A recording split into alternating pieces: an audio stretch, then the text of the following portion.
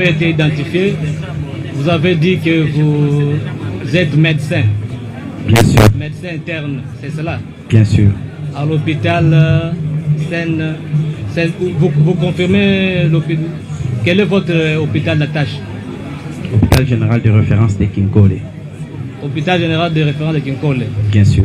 Est-ce que étiez-vous des services en date du 23 mars 2026? J'affirme. Reconnaissez-vous avoir reçu la patiente Dorcas? Exactement.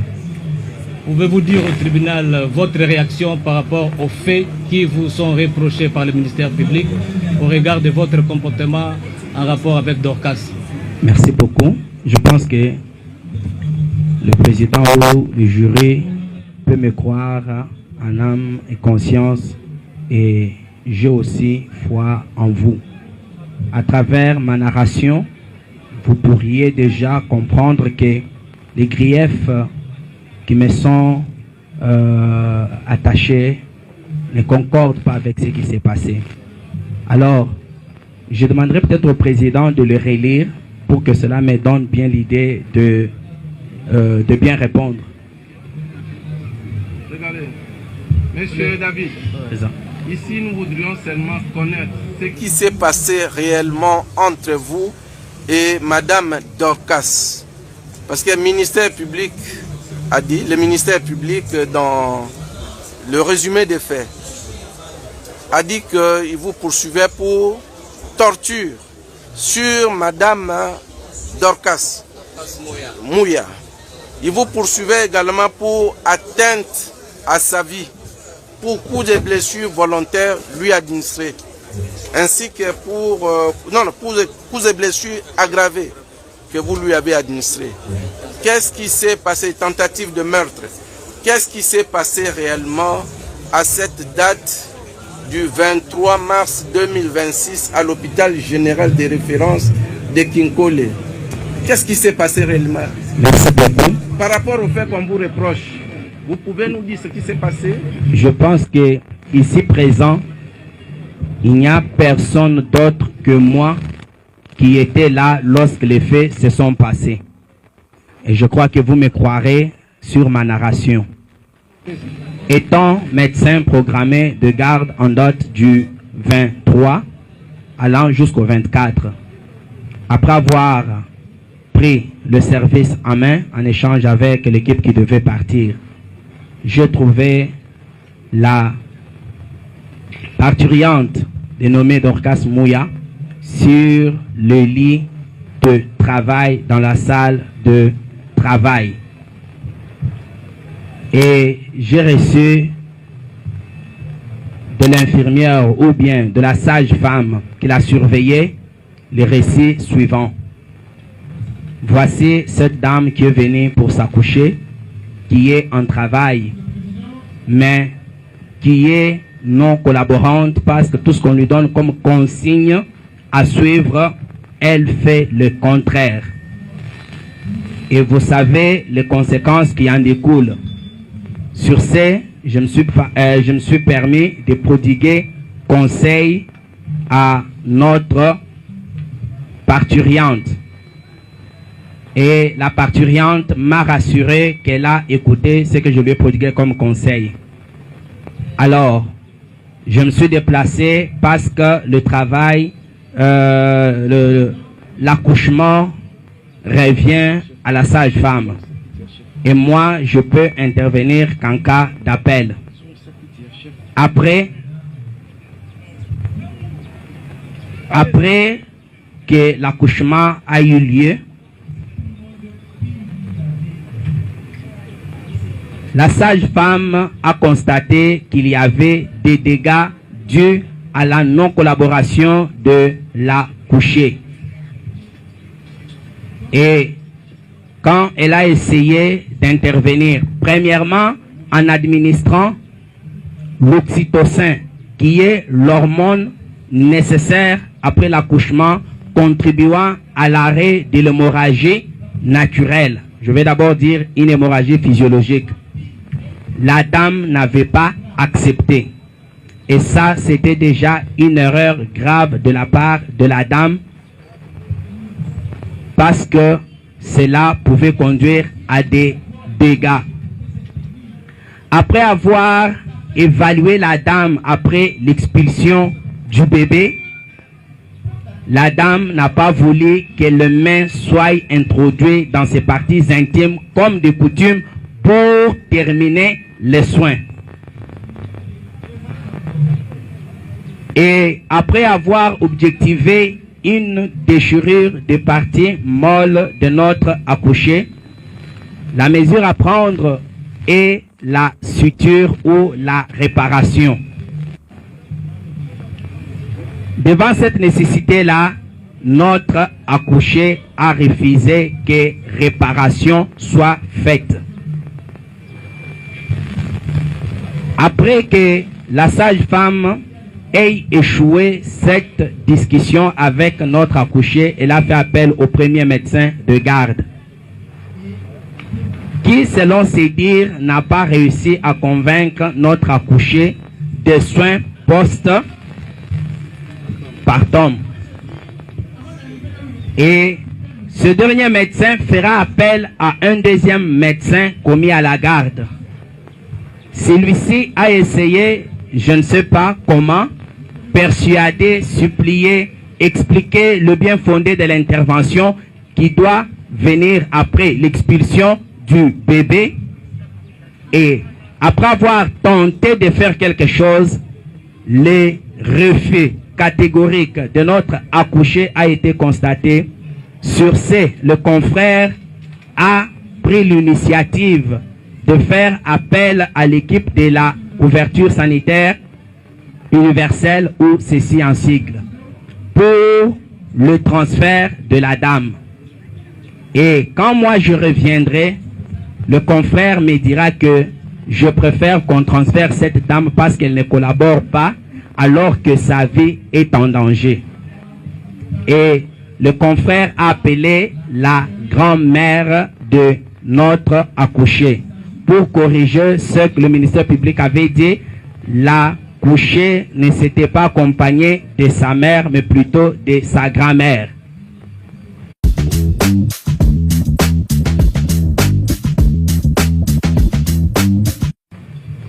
Et le confrère lui a expliqué le fait pour dire: nous allons transférer votre petite fille à cause de son refus de collaborer ou de nous permettre de l'aider alors qu'elle court le danger. Alors, le confrère profitera pour dire: docteur, toi tu l'avais convaincu un peu avant, est-ce que tu ne peux pas tenter? C'est là que je dirais, premièrement, je ne souhaite pas qu'on la transfère parce que nous sommes un hôpital général de référence. C'est à nous de recevoir le transfert, et si ça nous dépasse, nous pouvons référer à un hôpital secondaire ou tertiaire ou primaire. Mais laissez-moi d'abord tenter. J'entrerai dans la salle où l'accouchement a eu lieu et je trouverai la dame ou l'accouché sur les lits. Bien sûr, après l'accouchement, il y a un saignement normal d'environ 500 millilitres, c'est permis. C'est quand on va déjà au-delà que ça devient un problème. Alors, l'accouché me dira: docteur, toi tu peux venir me traiter, mais qu'aucun de tes collègues ne me touche. Qu'aucun de ces stagiaires ou infirmiers ou sages-femmes ne s'approche de moi. J'ai dit: ok, il n'y a pas de problème, je commence avec toi. Je crois qu'on peut finir avec toi. Alors, quel est le problème? Ils m'ont exposé le problème. Là-bas où l'accouché ne veut pas qu'on puisse l'aider pour suivre les soins qui avaient déjà commencé. Sur ce, je lui expliquerai le bien fondé de la poursuite de ces soins et le danger pourri en cas de refus. La dame me dira: toi, tu peux le faire. Je suis médecin. Les autres plaident avec leurs documents. Moi, mes documents ou mes outils, à part la science que je détiens, ce sont les instruments. Devant une femme qui a accouché, qui a connu la déchirure de ce parti molle. La science nous dit ceci. Si on ne procède pas à la suture de ces déchirures-là, l'hémorragie ne tarira jamais, quelles que soient les autres méthodes que l'on peut utiliser. Même si cette hémorragie-là est normale. S'il vous plaît, docteur, ce n'est pas pour vous interrompre. Hein? Merci. Mais c'est pour avoir quelques précisions. Lorsque vous avez appris que Madame Dorcas refusait de collaborer avec le staff médical et que vous avez pris les choses en main, qu'est-ce qui s'est passé? Vous êtes allé prier avec elle? Est-ce que vous l'avez appelée quelque part ou vous êtes allé vers elle, vous lui avez parlé tendrement? Ce qui s'est passé réellement, c'est quoi? Est-ce que vous reconnaissez en des termes clairs lui avoir administré des petits coups, des petits... Non, je ne suis pas encore là. Non, mais nous, ici, on risque de vous laisser. Nous avons besoin des éléments précis. Pour que j'arrive au grief, je dois narrer les choses telles qu'elles se sont déroulées. Vous reviendrez après, même dans votre plaidoirie. S'il vous plaît, maître, laissez le tribunal. Qu'est-ce qui s'est passé lorsque vous avez appris que Madame Dorcas refusait de collaborer avec le staff médical? Les relations avec elle étaient cordiales. Vous avez donné un petit coup. Vous avez donné des paroles des paroles gentilles. Ça s'est passé comment? Merci. S'il vous plaît. Maître, vous l'assistez. Attendez. Merci. Je crois que je ne veux pas vous prêter intention, mais vous voulez peut-être que je précipite la narration. Ce n'est pas précipité, c'est l'instruction. Hein? L'instruction, c'est une question de... C'est un jeu, une étape de question-réponse. Vous aurez le temps de développer tout ce que vous dites là. Mais pour l'instant, nous avons besoin des éléments précis. Hein? Bien sûr. Ce qui s'est réellement passé entre vous et bien elle, sûr, après avoir appris qu'il y avait refus de collaboration. J'ai fait ce qui s'est fait normalement. C'est quoi ce qui s'est fait normalement? C'est essayer de collaborer avec l'accouché, oui, et en cas de refus, lui expliquer le danger qu'elle court en refusant ce qu'on veut faire, oui, et lui montrer combien cela n'est pas traumatique si parfois elle a peur qu'elle comprenne que ça ne va rien lui faire. C'est ce qui a été fait et elle a semblé croire et c'est pourquoi elle m'a autorisé de la toucher. Ok, mais lorsque la mère de la victime, oui, déclare que vous lui avez administré des coups, que vous n'avez pas travaillé de manière professionnelle. Je ne reconnais pas cela, Monsieur le Président. Est-ce que vous reconnaissez lui avoir administré les coups pendant qu'elle était sur les lignes? Comment parachuterais-je par cela si je ne vous dis pas ce qui s'est passé pour que j'arrive à lui administrer les coups? Non, attendez, essayez de collaborer avec nous, hein, c'est-à-dire de répondre aux questions que le tribunal vous pose. Est-ce que vous reconnaissez lui avoir donné même une fois, même deux fois, ou ne lui avoir pas donné de coups? Comment ça s'est passé cette collaboration entre vous et Madame Dorcas? Si vous me donnez quelques minutes, je vais répondre à votre question sans problème. Vous avez la parole. Mais répondez aux questions comme vous... Non, ne vous laissez pas intimider. Non, non. Vous parlez avec les tribunaux. Je sais que vous êtes un homme scientifique, vous comprenez. Oui. Mais il y a une clameur publique. Il y a les gens qui ne savent pas ce qui se passe. Il faut les ignorer. Qu'est-ce qui s'est passé? Il faut ignorer ce qui s'est passé. Voilà ce qui s'est passé. Oui. J'ai expliqué à la dame les biens fondés et les dangers courus au cas du refus de l'assistance que nous devons lui apporter gratuitement en âme et conscience parce que nous pratiquons la couverture sanitaire universelle. Les soins maternels sont gratuits. Oui. Et alors, comment, après lui avoir expliqué qu'est-ce qui s'est passé, elle m'a permis de travailler. Okay. Et en cas de déchirure, nous avons ce que nous appelons un écartère de doyen. Oui. C'est un écartère très nécessaire qui nous permet de visualiser l'origine de l'hémorragie. Sans cet écartère-là, vous travaillez aveuglement. Je lui ai expliqué que tu vois ça, ça va me permettre de visualiser d'où vient l'hémorragie. La dame me dira, je lui ai dit, un gros bébé vient de franchir cette voie. L'Ibende, c'est un petit rien, bien limé, c'est pas tranchant, comme le ministère l'a dit. C'est ce qui a été conçu par les scientifiques pour nous permettre de bien faire ce travail-là. Elle a refusé. J'ai dit, ok, pas de quoi. Est-ce que tu peux permettre qu'à la place de l'écarteur, j'utilise mes deux doigts, bien que cela ne me permettra pas, mais pour ne pas te faire mal, la dame dira oui. Or, ça, c'est un danger que moi, j'ai couru. Parce que là, à l'intérieur, quand vous suturez, vous risquez de vous piquer vous-même. Je le fais.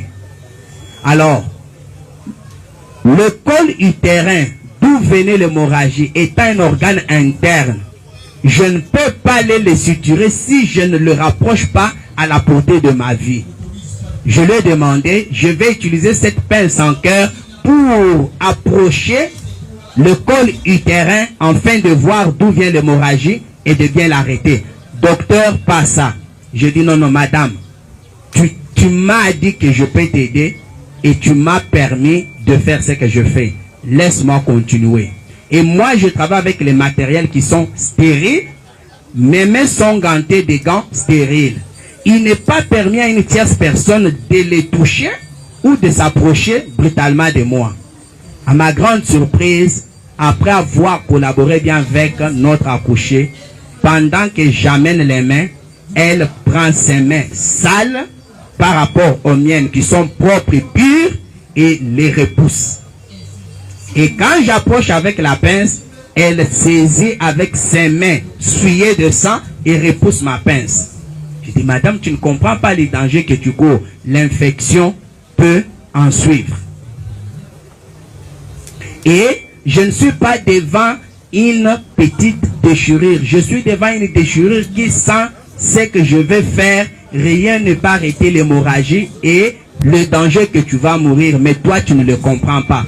Or, si tu mourais, nous serons jugés par d'abord l'hôpital, puis par l'État, parce que le président, en introduisant la couverture sanitaire universelle, l'objectif, c'est d'éviter premièrement le décès maternel.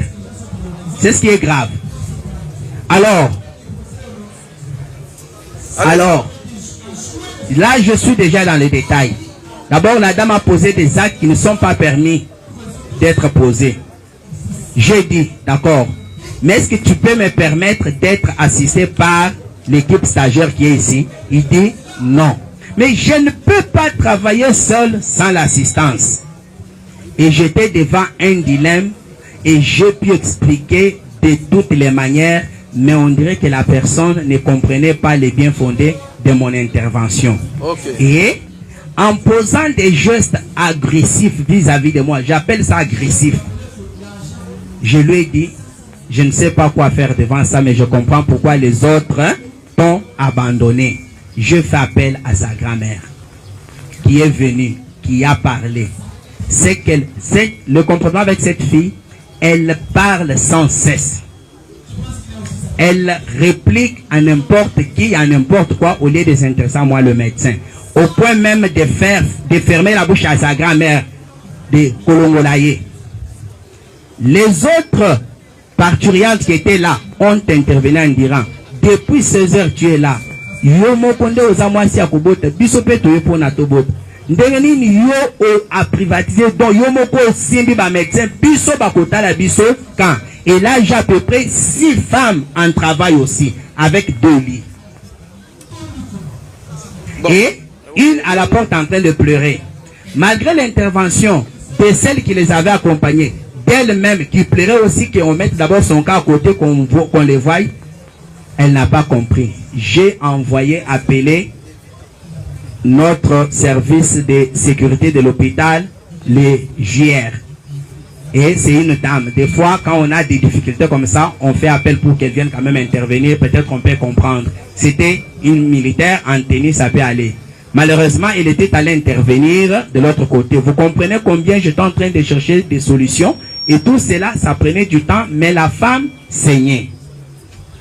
J'ai dit, mais dans l'entretemps, si l'on continue avec... S'il vous plaît, monsieur David, vu son refus de collaborer, après avoir tout tenté, qu'est-ce qui s'est passé réellement? Moi, connaissant les dangers qu'elle courait, et que moi aussi je courais, si je lui laissais tomber dans ces dangers-là, j'ai dit je dois utiliser une autre méthode, c'est grimacer ou contraindre cet accouché pour atteindre les objectifs qui lui sont vitaux.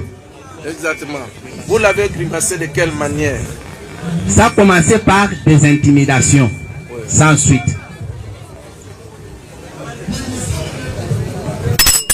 Silence, s'il vous plaît, silence. Et puis, on avait demandé à tout le monde de descendre. Comment vous vous retrouvez là-bas? Sécurité, faites-moi descendre tous ceux qui sont là-bas s'ils ne sont pas avocats. Descendez, descendez. Descendez là-bas. Sécurité, policiers, faites descendre tout le monde.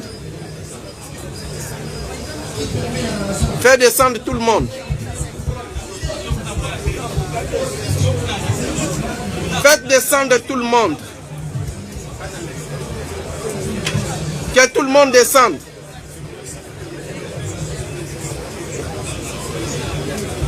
Oui. Comment s'est passé? Ces grimaces consistaient en quoi? Me repousser avec ses mains, tenir mes bras et les écarter. Non, vous-même, quand vous avez finalement décidé de... Non, d'abord son agressivité, je ne sais pas si vous pouvez retenir ça. Vous avez parlé de... Et essayer de cacher sa partie intime avec sa main pour m'empêcher d'intervenir. Ok. Voyez ce qui peut me pousser, Allez-y, docteur. Voyez ce qui peut me pousser d'aider par contrainte cette ignorante en vue de la sauver. Parce que moi je connais la valeur de sa vie. Il est dit ceci, une femme ne peut pas mourir en voulant donner la vie. Elle avait déjà donné la vie, c'était bon. Mais pourquoi elle risquerait la mort par son ignorance? C'est comme je dirais ceci, vous avez un enfant qui joue sur une autoroute, et si vous l'aimez, vous allez lui dire, Junior, quitte sur l'autoroute. Non. Si vous dites Junior ne comprend pas, si vous l'aimez et que c'est votre enfant, vous irez le tirer de force. S'il refuse, vous le chicoterez pour lui dire que le danger que tu cours est grave, mais tu l'ignores. Voilà, c'est donc ce que vous avez fait. C'est ce que... Oui. Attendez. Maître, s'il vous plaît. Répondez aux questions du tribunal. Ça, c'est un exemple. Répondez aux questions du tribunal. Ça, c'est un exemple. Maître, vous l'assistez, vous l'assistez. Ça, c'est un exemple, mais revenons dans le fait saillant.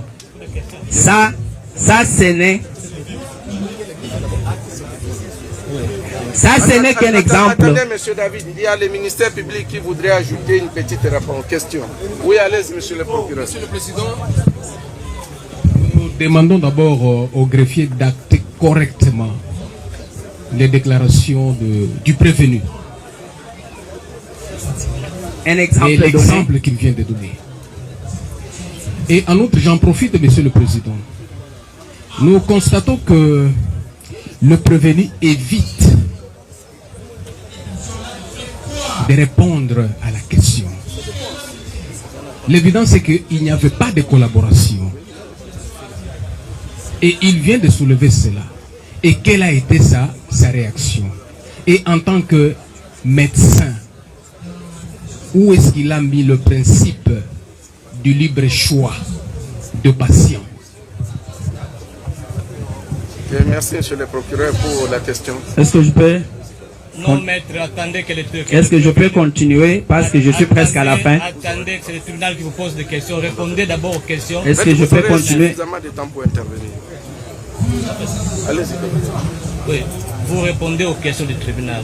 Merci. Vous venez de dire tantôt qu'il y a eu grimaces et intimidation. Dites clairement au tribunal en quoi ont consisté vos grimaces et vos intimidations. C'était d'abord en parole.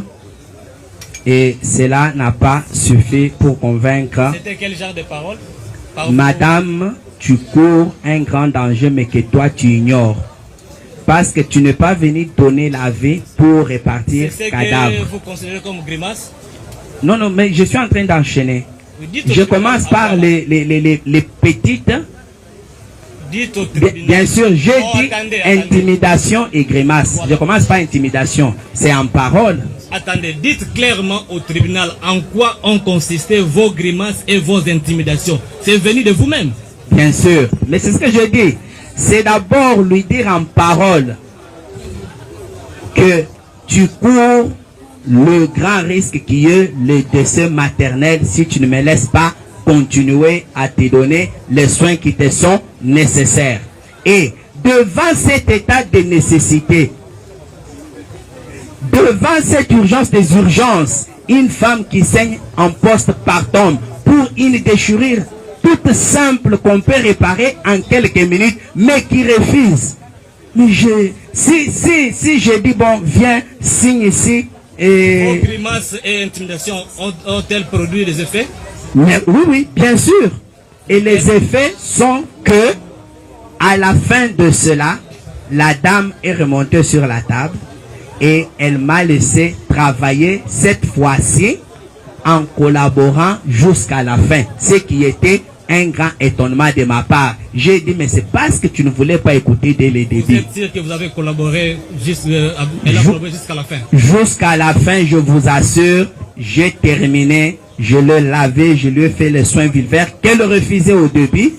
Et j'étais étonné, sans donner aucun médicament. Et tout était fini, elle n'avait pas de pampers. J'ai même demandé qu'on amène un habit pour donc, quand même... Pour vous, vous n'avez porté aucun coup à la dame? Si, je le fais. Oui. Je l'ai fait. À l'aide de quoi? À l'aide de mes mains et les pinces s'esquivaient mais pas donner parce que je sais que les pinces c'est pas un instrument avec lequel on peut taper. Si vous visualisez ce qui se passe, je suis en train de grimacer mais pas taper si vous êtes vraiment très éveillé. Vous avez donné des coups. Saviez-vous que ces coups pouvaient porter des douleurs ou des traumatismes? Ça ne le pouvait pas parce que je sais avec quelle qu'est-ce que je dirais, intensité. Je sais quand je vais faire mal, quelle intensité utiliser, et quand je vais faire peur, quelle intensité utiliser. C'est que je voulais faire. Attendez, vous avez donné des coups, mais avec l'intention, c'était avec quelle intention, avec ces coups que vous avez donné? De persuader la parturiente à accepter ma proposition afin de sauver sa vie. Je n'avais pas d'autre choix après avoir épuisé tous les autres moyens devant une femme qui est congolaise, devant une femme qui est... Tantôt, quand vous mettez votre main, quand vous voulez introduire les doigts, etc., elle l'avait repoussé. Et que vos mains étaient pires, elles ne devaient pas être touchées. Alors comment aviez-vous réagi? Comment aviez-vous repoussé ces mains-là? Comment? Avec quelle intensité aviez-vous repoussé ces mains? Lorsqu'elle voulait vous qu'est-ce que moi je fais? Moi je vais sursauter, je vais écarter mes mains. Mais malgré cela, elle les avait déjà touchés. Ah, c'est donc ce qui vous a permis de pouvoir lui porter des coups davantage? C'est pas ce qui a permis. Je vous dis que le coup ici, ce n'est pas par rapport à ce qu'elle a fait, mais les coups ont été portés pour sauver cette vie-là, dont la concernée ignorait le danger qu'elle courait. Je ne sais pas... Ne reconnaissez-vous pas que votre comportement a davantage traumatisé la victime? Je ne pense pas. Si ça l'aurait traumatisé, elle ne se serait pas en sortie indemne après qu'elle m'ait permis de travailler. Et je suis resté avec elle jusqu'au matin. Et le matin, je me suis vu avec elle, je lui ai dit, tu vois ce que tu courais si on n'avait pas intervenu. Là, il dit, docteur, pardon. Reconnaissez-vous que ces faits ont été filmés? Voilà, c'était filmé. Et pourquoi c'était filmé, je ne sais pas si c'est la question qui proviendrait de votre part. Oui, mais c'est avec quel téléphone qui a autorisé que... Voilà. J'étais déjà devant un dilemme où les moyens concourus pour aider avaient échoué. Et que en cas de décès maternel, je comparaîtrai. Avec quelle preuve devant mes chefs, mon staff médical, le matin, devrais-je prouver que les faits ont été tels que nous les narrons? Vous parlez de votre staff. Est-ce que lorsque vous dites que la victime ne collaborait pas, la couchée ne collaborait pas, aviez-vous informé votre hiérarchie? Quand le médecin fait la garde, il est le numéro 1 de l'hôpital. Et à ce moment-là, je ne peux pas appeler le médecin directeur ou le chef de staff chez lui à la maison en repos pour lui dire, il y a une collaborante qui refuse ici, qu'est-ce que tu veux? Il va dire, mais docteur, c'est toi qui es là. Qu'est-ce que lui fera en ce moment-là? C'est à moi de trouver moyens, méthodes pour aboutir à une bonne fin qui est celle de sauver la vie. Retenez que malgré tout ce que vous avez vu se dérouler, la dame est sortie vivante Elle est repartie chez elle avec son bébé. Et aujourd'hui, j'étais avec elle et son bébé et sont bien portants. Est-ce que c'est vous qui avez autorisé que oui, ça pour me protéger moi en cas de non-collaboration jusqu'à la fin. Les faites-vous souvent? Arriver. Les faites-vous souvent? Non. Ça, c'était la première fois? Bien sûr, c'est un cas spécial. Qu'est-ce qui vous a motivé réellement de pouvoir ordonner que la scène soit filmée? Pour me défendre devant ma hiérarchie, parce que de tels faits sont punis, pas seulement au niveau de l'hôpital, même au niveau de la présidence. Qui a filmé? J'ai seulement dit dans la salle où nous étions, filmer pour que... Qui était dans la salle? Est-ce que je peux terminer? Non, vous allez terminer. S'il vous plaît, maître. Répondez d'abord à la question. Qui était dans la salle? Parce que vous dites que vous n'étiez pas seul. Bien sûr. Oui. Il y avait une sage-femme. Maître, vous allez compléter. Attendez qu'il termine la question de salle. Il y avait une sage-femme. Laissez le prévenu répondre aux questions. Maître, laissez le prévenu répondre. Vous répondrez, vous. Non. Laissez le prévenu répondre. S'il vous plaît, monsieur le président. Non, je ne veux pas la parole. Vous nous donnez l'impression de vouloir... Maître, s'il vous plaît. S'il vous plaît. Posez des questions. Bon, gardons notre calme. Hein? Un instant. Messieurs les avocats. Maître, s'il vous plaît. Gardez votre calme. Hein? Le tribunal n'a pas l'intention de perturber ou d'intimider les prévenus. Nous voudrions seulement avoir sa version des faits. Vous comprenez? Monsieur David. Monsieur le Président, nous avons compris. Attendez, vous n'avez pas encore la parole. Monsieur David. Monsieur le Président. Ça va? Ça va? Vous n'êtes pas mais perturbé, seulement, non? je n'ai pas aimé le comportement. Non, nous sommes tous... ce sont des questions du tribunal. Hein? Parce que si vous ne me comprenez pas, vous croirez à toutes les narrations. Exact. Je vous ai dit en avant que de nous tous qui sommes ici, seuls, j'ai assisté à tout ce qui s'est passé. Vous, on vous a raconté. Alors croyez-moi en âme et conscience, parce que moi aussi je vous crois. Exactement. Bon, nous avons compris. Mais vous avez tout à l'heure dit que vous avez utilisé la première méthode qui consistait à grimacer la victime. Ce n'était pas ça la première. Disons, une méthode souple quoi, par des paroles. Bien sûr. Mais est-ce que vous êtes passé aux actes, c'est-à-dire aux actions? Après les paroles, il y avait des actions.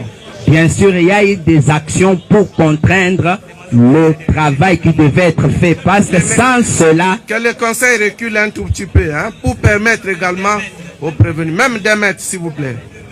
Parce que vous risquez même d'étouffer Monsieur David. Monsieur David. Monsieur le Président. Après les paroles, vous êtes passé aux actions ou aux actes? Monsieur le Président. Oui. Vous avez devant vous